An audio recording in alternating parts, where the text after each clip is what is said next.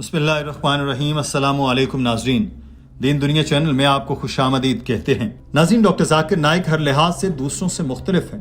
یادداشت، ذہانت اور مباحثے کی صلاحیت سے مالا مال۔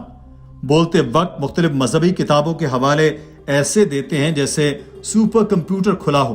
کتابوں کے ابواب کے نام اور آیات کے نمبر تیزی سے بتا کر آگے بڑھ جاتے ہیں۔ روایتی تعلیم میڈیکل کی اور تقابل ادیان کا مضمون شیخ احمد دیدات سے سیکھا۔ شیخ احمد دیدات فرمایا کرتے تھے کہ جو کچھ میں نے 40 سال میں جانا اور سمجھا، ڈاکٹر ذاکر نائک نے صرف 4 سال میں حاصل کر لیا۔ یہ ذاکر نائک پر اللہ کا خصوصی کرم ہے۔ اللہ کی دی ہوئی صلاحیتوں کو وہ اللہ کے دین کے لیے مختص کیے ہوئے ہیں۔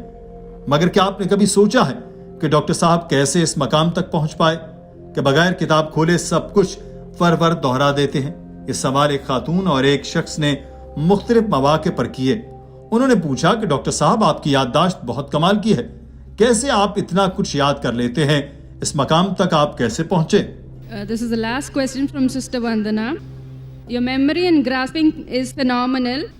Is there any mention about better memory power? Doctor Zakir Naik نے کہا کہ لوگ پوچھتے ہیں کہ میرا حافظہ تیز ہونے کی وجہ کیا ہے؟ کیا قرآن کی کوئی آیت ہے جو یادداشت کے بارے میں ہو؟ کیا میں نے کوئی چپ اپنے دماغ میں لگوا رکھی ہے؟ اس کا راز کیا ہے؟ ڈاکٹر صاحب نے قرآن پاک کو ہاتھ میں پکڑا اور کہا کہ اس کا راز یہ قرآن ہے۔ میں جب بھی اپنے طلباء کو دعوت کا لیکچر دیتا ہوں تو ان سے 3 چیزوں کا کہتا ہوں۔ سورہ آل عمران میں لکھا ہے کہ اگر اللہ تمہاری مدد کرے تو کوئی تم پر غالب آنے والا نہیں، اور اگر وہ تمہارا ساتھ چھوڑ دے تو وہ کون ہے جو اس کے بعد تمہاری مدد کرے گا؟ اور اللہ ہی پر بس لازم ہے کہ مومن بھروسہ کریں۔ تو پہلا راز ہے اللہ تعالیٰ پر بھروسہ۔ سورہ عنکبوت میں اللہ تعالیٰ فرماتا ہے، اور جنہوں نے ہمارے لیے کوشش کی ہم انہیں ضرور اپنی راہیں سمجھا دیں گے، اور بے شک اللہ نیکوکاروں کے ساتھ ہے۔ تو دوسری راز کی بات یہ ہے کہ اللہ تعالیٰ کے راستے میں محنت کرو۔ سورہ انبیاء اور سورہ نحل میں اللہ تعالیٰ نے فرمایا، اور ہم نے تجھ سے پہلے بھی تو انسان ہی بھیجے تھے جن کی طرف ہم وحی بھیجا کرتے تھے، سو اگر تمہیں معلوم نہیں تو اہل علم سے پوچھ لو۔ تو تیسری چیز علماء کی صحبت اور ان سے تکنیک سیکھنا ہے۔ لوگ پوچھتے ہیں کہ ٹیکنیک کیا ہے؟ میں ان سے کہتا ہوں کہ ٹیکنیک سب سے کم اہم ہے۔ پہلی اور سب سے اہم چیز اللہ تعالیٰ پر بھروسہ کرنا ہے۔ میرے بہت سے طلبہ ہیں جو بہت سی ٹیکنیک لگا کر یادداشت کو بہتر بناتے ہیں، ٹرائنگولر اور پیگنگ اور نہ جانے کیا کیا ٹیکنیک سیکھتے ہیں، مگر کورس کے اختتام تک وہ سب سے نیچے چلے جاتے ہیں۔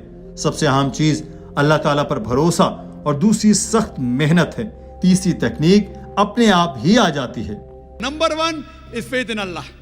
With all your techniques in the world, you know, many of my students have done MBA and memorizing technique, triangle and horse. I don't know whether you know about the triangle technique and this and that and pegging. Initially they are good students. Towards the end, they come at the bottom. Allah's help is the best, better than any pegging or any triangle, anything. Number 1. How do you get Allah's help? If you strive in His way. You strive in His way, you have to get success. If you don't get success, you are not striving correctly in the way of Allah subhanahu wa ta'ala. Regarding technique of memory, etc., that is least important. We have a training course where we have a 40 days training course where we train people, and mashallah, you'll be shocked that even my students, alhamdulillah, they quote chapter number, verse number, chapter number, verse number. Doctor Zakir Naik نے بتایا کہ ہر lecture سے پہلے میں سورہ طٰہٰ کی یہ آیات تلاوت کرتا ہوں۔ اے میرے رب، میرے لیے میرا سینہ کشادہ فرما دے، اور میرا کام آسان فرما دے، اور میری زبان کے گرہ کھول دے، تاکہ لوگ میری بات آسانی سے سمجھ سکیں۔ ڈاکٹر صاحب نے بتایا کہ میں جب چھوٹا تھا تو میں ہکلاتا تھا۔ میری حالت اتنی خراب تھی کہ میں دنیا کا سب سے بڑا سرجن بننے کا تو سوچ سکتا تھا، مگر 10 آدمیوں کے سامنے بغیر ہکلائے بات کرنا میرے لیے محال تھا۔ مجھے خود پر اتنا بھی بھروسہ نہیں تھا کہ میں بغیر ہکلائے بات کر سکتا، لیکن جب میں اللہ تعالیٰ کے راستے پر چلا تو میرا ہکلانا غائب ہو گیا۔ میں نے جب عیسائی مشنریوں سے مذاکرہ کیا تو میری ہکلاہٹ ختم ہو چکی تھی، اور پہلے یہ حال تھا کہ کوئی میرا نام پوچھتا تو میں بتاتا ذاکر۔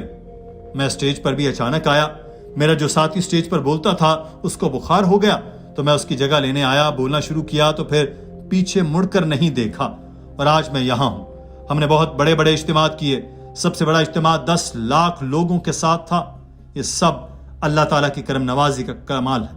ڈاکٹر صاحب نے بتایا کہ حضرت موسیٰ علیہ السلام بھی ہکلاتے تھے تو انہوں نے اللہ تعالیٰ سے دعا کی کہ اے میرے رب، میرے لیے میرا سینہ کشادہ فرما دے اور میرا کام آسان فرما دے اور میری زبان کے گرہ کھول دے تاکہ لوگ میری بات آسانی سے سمجھ سکیں. ڈاکٹر ذاکر نائک کا کہنا تھا کہ میں نے جب دعوت کا کام شروع کیا تو میں شیخ احمد دیدات سے بہت متاثر تھا. میں نے ان کو 12,000 کے مجمع سے خطاب کرتے دیکھا. میں نے سوچا میں بھی کسی دن 12,000 کے مجمع سے خطاب کروں گا. میں نے ٹارگٹ بنا لیا جو کہ غلط تھا. مجھے یہ سوچ رکھنی چاہیے تھی کہ میں لوگوں کو سیدھے راستے پر لاؤں، مگر اللہ تعالیٰ نے ایسا ہاتھ پکڑا کہ میرا یہ والا ٹارگٹ بھی پورا کر دیا بلکہ اس سے بھی بے حساب دیا. I could not dream in speaking in front of 25 people, and mashallah, inspired by Sheikh Deedat, I started speaking. 100 people, 1,000 people, 10,000 people, 100,000, 1 million people. You know, when I started, my knowledge was less, and now also it is less. I thought, okay, I'll become like Sheikh Deedat. Sheikh Deedat had spoken to 12,000 people in Birmingham with the debate with Anis Farouz. I thought, okay, one day, inshallah, I will address an audience of 12,000. That was a wrong goal. I was very young. Then I realized that how many people you speak to is not the target, is not your goal.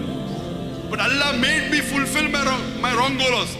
Doctor صاحب نے اپنے بچوں سے متعلق بتایا کہ میرے بچوں کی انگریزی میرے سے بہتر ہے. میں عربی زبان نہیں بول سکتا.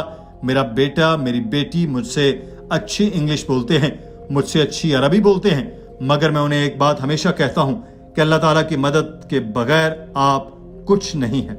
تو پہلے اللہ تعالیٰ کے راستے میں محنت کریں اور اس کی مدد حاصل کریں، پھر ہی آپ زندگی میں کچھ بن پائیں گے.